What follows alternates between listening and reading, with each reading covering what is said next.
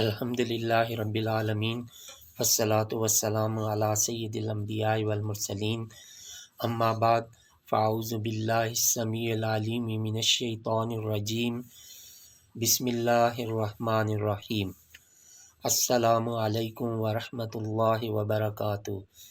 عزیز طلباء و طالبات، آج ہم سبق نمبر 212 سورۃ الاحزاب آیات نمبر 41 سے 55 تک کے مادہ، معنی، ماضی، مضارع، امر اور مصدر کے حوالے سے ان آیات طیبات کا جائزہ لیں گے۔ سبحوہ، مادہ سین با ہا، معنی پاکیزگی بیان کرو اس کی، ماضی سبح، مضارع یسبح، امر سبح، مصدر تسبیح، وداعیا، مادہ دال عین واو اور بلانے والا، ماضی دعا، مصدر مضارع یدعو، امر ادعو اور مصدر دعوت دعو دعاء۔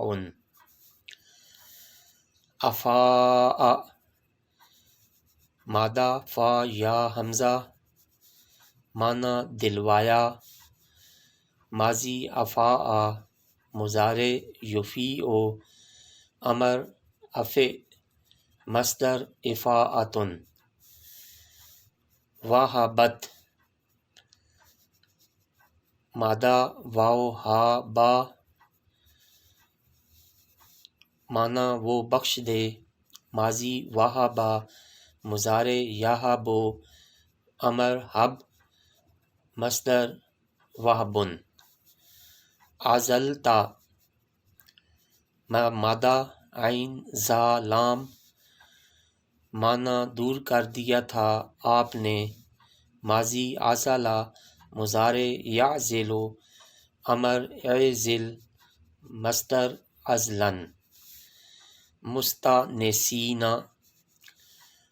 مادہ حمزہ نون سین، معنی جی لگا کر بیٹھے رہو، ماضی استانسا، مضارع یستانس، امر استانس، مصدر استاناس۔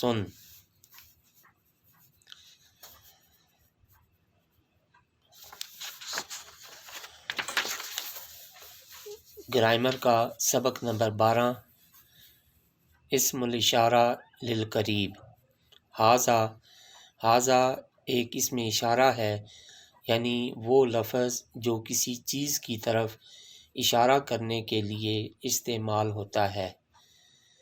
اھذا اسمیہ جملے کو اگر سوالیہ بنانا ہو تو اس کے شروع میں حمزہ کا اضافہ کرتے ہیں۔ اھذا بیت، کیا یہ گھر ہے؟ ما ھذا، ما کا مطلب ہے کیا، یہ کیا ہے، ما ھذا۔ من ھذا، یہ کون ہے، من ھذا۔